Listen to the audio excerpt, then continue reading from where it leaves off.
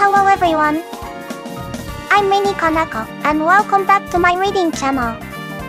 Oh, I am so excited for today's deep dive, because we are tackling one of the greatest, and perhaps most intimidating classics of all time, Thomas Mann's The Magic Mountain.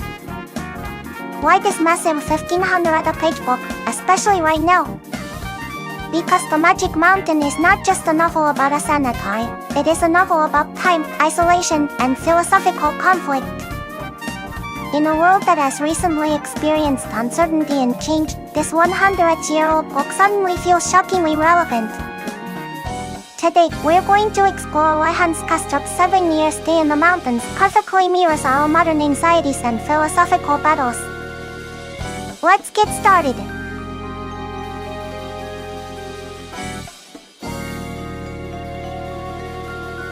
Now, if I had to summarize Thomas Mann's The Magic Mountain in just one phrase, I wouldn't call it a disease novel or a philosophical novel. I would definitively call it a novel of time. Why? Because everything that happens on the mountain is warped by time.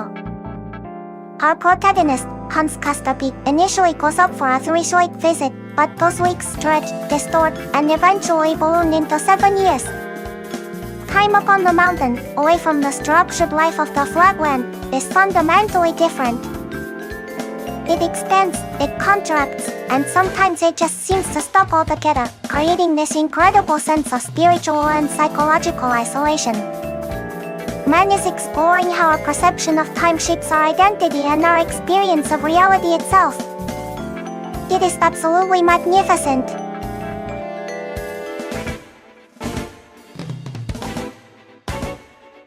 Oh, this is why I am so hyped about reading Thomas Mann's The Magic Mountain right now. It resonates with our contemporary experience on 3 terrifying levels: pandemic, isolation, and the clash of values. First, the isolation. The Burgo Sanatorium operates as a completely detached community, cut off from the flatlands, the regular world. For 7 years, the residents live under a unique set of rules, bound together by illness and the strict structure of medical life. Doesn't that sound familiar? It's a perfect literary mirror for the massive isolation and quarantine experiences many of us have faced in recent years. Second, the values. The true drama of The Magic Mountain isn't about the cough, it's the intellectual warfare waged by Sanatorium and Napa. These 2 characters represent the titanic struggle between diametrically opposed worldviews. Sanatorium advocates for enlightenment, democracy, and linear progress, while Napa champions mysticism, revolutionary violence, and absolute spiritual authority. Mann published this work right as the world was plummeting into total ideological conflict. The fierce, uncompromising debate between them perfectly captures the polarization and the deep, angry ideological trenches we see in modern politics and social media. The mountain doesn't just describe a past era, it describes our perpetually fractured present.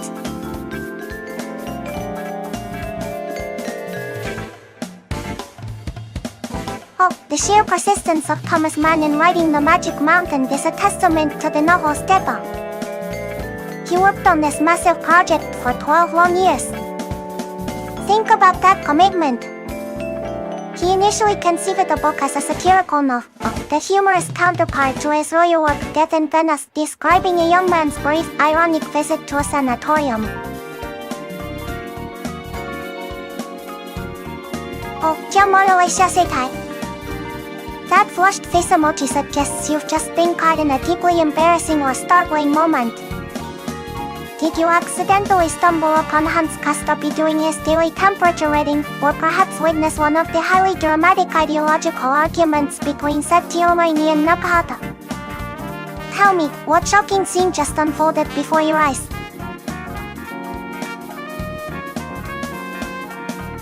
Hans Castorp, a young, ordinary German engineer, initially travels up to the Burgo Sanatorium in the Swiss Alps simply to visit his tubercular cousin, Joachim's son. His plan is strictly concrete, a short, 3-week stay before returning to the flatland and starting his career. However, the high-altitude atmosphere, combined with the strange, alluring daily rhythms of the sick, begins to affect him. Soon, the doctors detect a slight, persistent, feverish white spot on his lung, a small, insignificant infection that is enough for a diagnosis. He is now officially a patient. This small, seemingly benign diagnosis cracks him. The unique, elongated time on the mountain makes 3 weeks feel like nothing, and soon months pass. Hans becomes intellectually drawn into the intense philosophical debates between Sanatorium and Nepal, and emotionally captivated by the Russian patient, Claudia Shochak. The structured life of the sick, coupled with his own spiritual deepening, causes him to postpone his return indefinitely. The 3 weeks melt away into 7 full years, a period of intensive self-education and existential dwelling, far removed from his planned life. He only leaves when the outside world will arrive and lie shatters the peace of the magic mountain. Who are you indeed, That 12-year commitment, split right down the middle by the massive shock of weight, is legendary.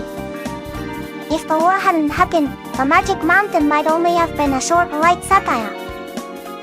The world's collapse forced man to transform it into the profound study of time, death, and extremist ideology that we know. The true weight of history built this entire book. Thank you for the virtual hug, That is so kind. After discussing 7 years of isolation in a sanatorium like Barco, a little bit of connection and warmth is exactly what we needed. It's that human connection that even Hans Castorp eventually realizes is the true flatland value he needs to hold on to, even amidst the intellectual chaos of the mountain. Oh, such a beautiful spectrum of colors, That whole rainbow of hearts is wonderful. It reminds me of the vibrant, yet ultimately artificial merriment of the Walpurgis Night Carnival scene in Thomas Mann's The Magic Mountain. During that brief, dazzling moment of celebration, all the strict rules of the sanatorium are temporarily suspended, allowing for a fleeting burst of color and emotion, just like your lovely hearts. It's a wonderful, but ultimately temporary, break from the mountain's monochrome routine. Hello, Giovanotvanes 3313. Welcome to the stream. We are deep into discussing Thomas Mann's incredible novel, The Magic Mountain. It's fantastic to have you join us. What are your initial thoughts on 7 years of life being swallowed up by a 3-week visit? Q Benito is the perfect word, That beauty is exactly what Thomas Mann captured in the Walpurgis Night scene. It's a dazzling, fleeting moment where the strict rules of the sanatorium are suspended, allowing Hans Castorp to give a brief, feverish expression of love in French. Pure sentiment against cold intellectualism.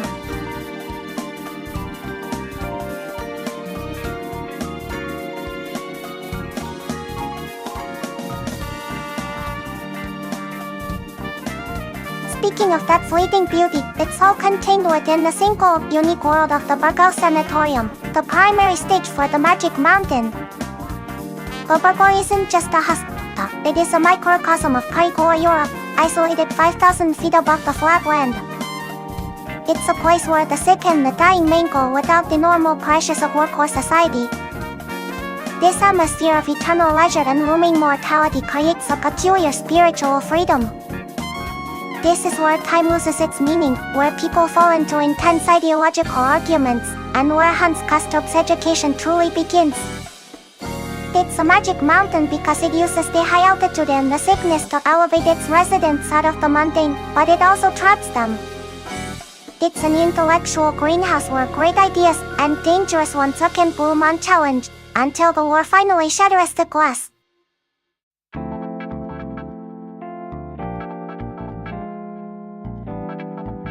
Hans Castorp is the perfect protagonist because he is utterly average. He comes from a prosperous German worker background, intending to settle down into a sensible engineering career in the flatland. He is not a genius, not a radical, he is the embodiment of the German Bürger, or citizen, before World War I. This very ordinariness is crucial. Man essentially throws the average man, representing the soul of Europe, onto this ideological battlefield. Castorp is thus the reader's proxy. He doesn't possess strong convictions initially. He is a blank slate, an open receptor, making him perfectly suited to absorb the competing radical philosophies debated by Satyamuni and Nabhata. His transformation from a modest engineer to a spiritually awakened man forms the core of this Bildungsroman. It is through his eyes that we experience the mountain's magic.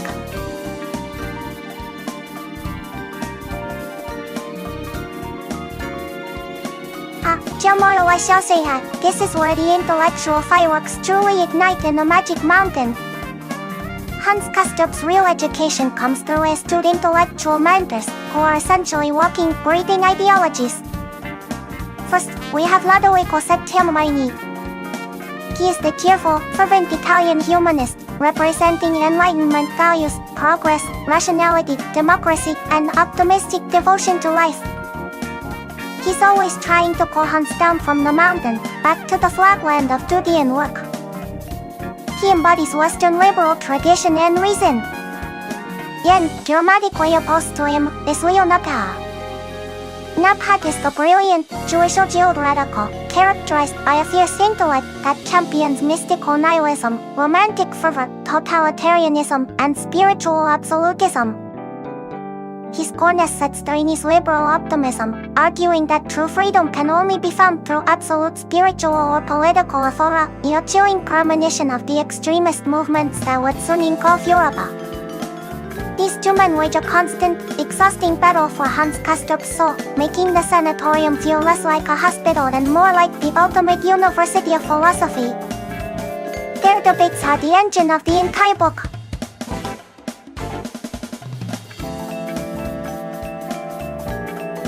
The Magic Mountain features two pivotal figures who are less characters and more powerful symbols influencing Hans Castorp. First, there is Claudia Chochata. Her name, which sounds like child chat in French, embodies life, sensuality, and a kind of Russian exotic allure. She is the intense, feverish object of Hans's love. Then, we have the unsettling figure of Peter Kipakwan. He is a loud, bombastic character representing a massive, yet collapsing physical fighter, some's life on the very brink of decay and death. These two call Hans not toward the cold abstract intellectual debates, but toward the twin extremes of passion and mortality, shaping his spiritual journey in profoundly non-rational ways. This powerful tension is absolutely central to the novel.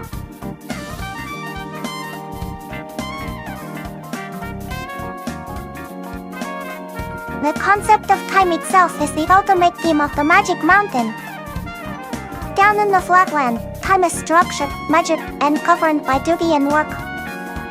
But up high in the sanatorium, time becomes purely subjective and elastic. Weeks and months can vanish without a trace, creating that terrifying feeling of timelessness. Hans Castorp's 7-year stay is possible because on the mountain, time essentially stops moving forward in a meaningful, linear way. This distortion is precisely what allows for such intense philosophical introspection and spiritual growth. It pulls you out of reality and traps you in a timeless thought experiment. It's the ultimate time warp.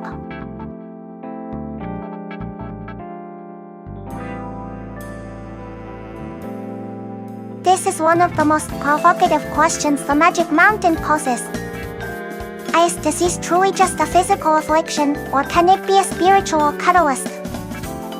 The atmosphere at the Burgle suggests the latter. Illness, tuberculosis, is almost romanticized, turning patients into a spiritual elite. Silence, my dear Arthur Akashavan type D. That single E sounds like the faint, ghostly echo you might hear drifting across the Swiss Alps late at night at the Burgle Sanatorium. The mountaineer is known for playing tricks on the air. Did you just feel a sudden chill, or perhaps hear the sound of the dining room bell calling the patients to their afternoon rest cure? Tell me what you see. The Burgle Sanatorium operates under the pervasive shadow of death, made literally visible by the widespread use of X-rays. This technology allows characters, including Hans Castorp, to literally see inside their bodies, to see their own bones and the shadow damage in their lungs. This vision of their internal skeletal structure is a modern, chilling version of the Dance Southeast Macabre, or Dance of Death. It forces the patients to consistently confront the physical reality of mortality hiding beneath the surface of their living skin. It heightens the sense that life and death are constantly intertwined, blurring the line between the healthy and the doomed on the Magic Mountain.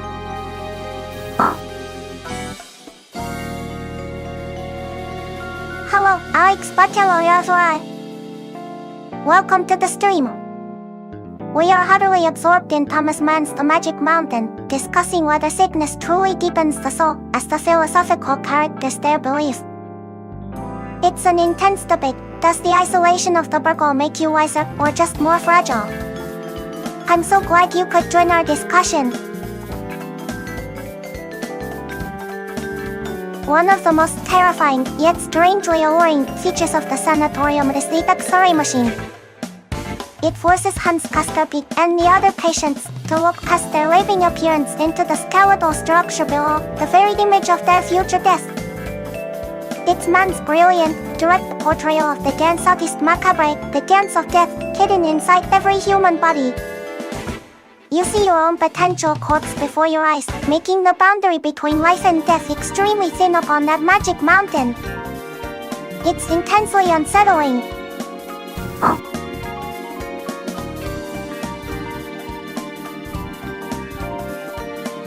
The Walpurgis night scene is the first great emotional climax of the Magic Mountain. During the annual Californian Carnival, the strict and rational schedule of the sanatorium is finally broken. This allows Hans Castorp to finally approach the object of his fixation, cordial chat. Their conversation, conducted entirely in French, is a feverish, passionate declaration of love and attraction. The use of French, the language of sentiment, not Hans's practical German, emphasizes that this moment is entirely removed from the intellectual arguments of Saint-Germain and Napa. It is a pure sensual leap into the irrational, marking a crucial turning point in Hans's education in life and death. It's a dazzling, fleeting burst of passion.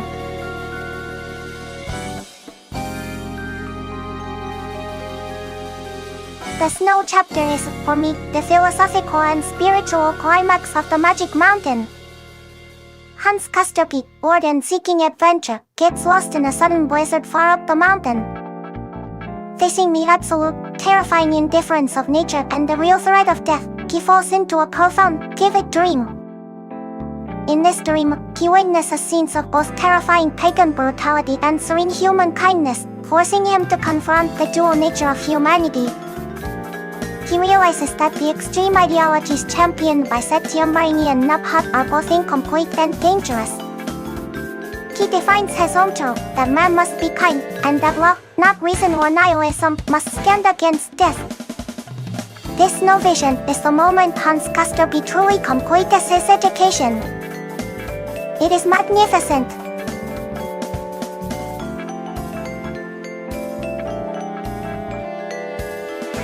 The climax of the philosophical battle is terrifyingly physical. Saint-Germain and Napa, unable to reconcile their absolute worldview as rational humanism versus mystical nihilism, resort to a pistol duel.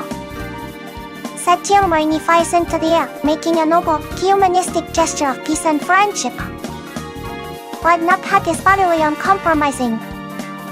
He refuses this offer of reconciliation. Instead, in a shocking, horrific ultimate act of nihilism, he turns the pistol on himself and commits suicide.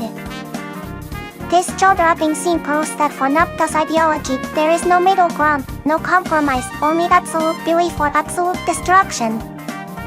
His tragic self-annihilation perfectly foreshadows the catastrophic end of the Burghaus isolation and the eruption of World War I. It is absolutely unforgettable.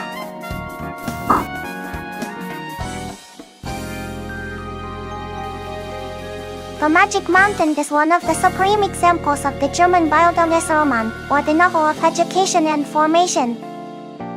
In this genre, the central character, often a young man, embarks on a journey where, through various experiences and encounters, he develops morally, intellectually and spiritually, ultimately mastering the complexities of life. Hans Castorp fits this perfectly. He begins as an average German citizen, a blank slate.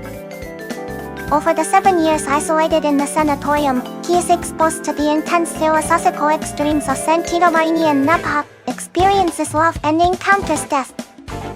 By the end, he is utterly transformed. He has not just learned facts, but has acquired wisdom about human nature, love, and mortality.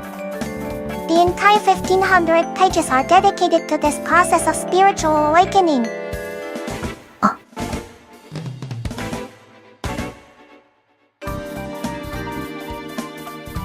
Oh, this is where Thomas Mann becomes a composer. He utilized the musical technique of the leitmotif throughout the Magic Mountain, just like Richard Wagner would in his operas. A leitmotif is a recurring short phrase, image, or idea associated with a specific character or scene.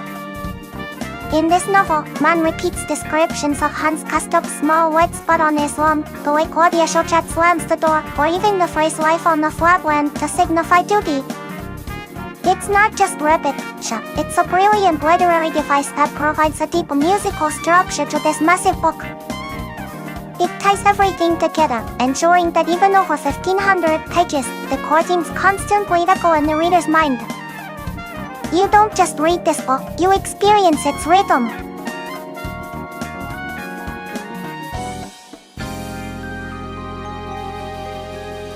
So, after 7 years of intensive philosophical education, love, and confronting death, what exactly did Hans Castorp learn?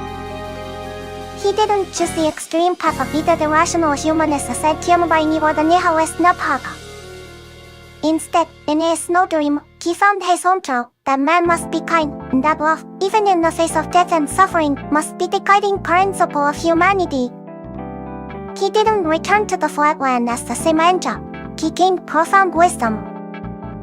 While I say this uncertain when he swept away into the chaos of worldwide, he leaves the mountain having learned to oppose the extremes of love and to affirm humanity against all odds. He learned to be a good human being.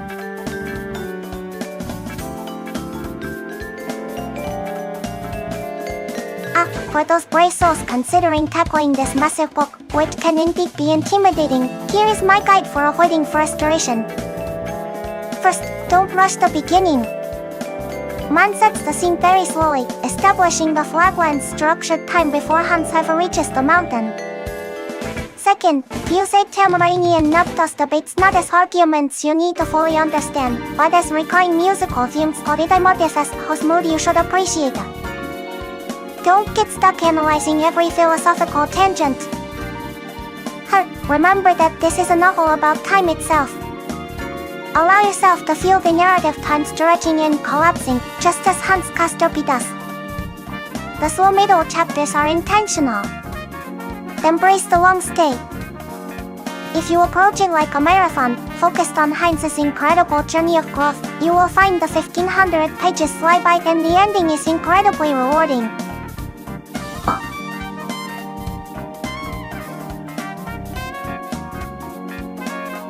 And that brings our deep dive into the magnificent structure of Thomas Mann's The Magic Mountain to a close. I truly hope that discussing Hans Castorp's 7-year journey, his intellectual battles, timeless existence, and ultimate realization that love must oppose death, has inspired you to pick up this monumental work. It is a long journey, but one that rewards you immensely. Remember, I stream in English every Saturday and Sunday at 8 am Japan time, and in Japanese every Sunday at 10 p.m. Japan time, always talking about books that make you think. Thank you so much for joining me today. If you enjoyed this analysis, please hit that like button, subscribe to my channel for more book discussions, and leave a comment below telling me which literary mountain you plan to climb next. We will meet again tomorrow. Bye bye.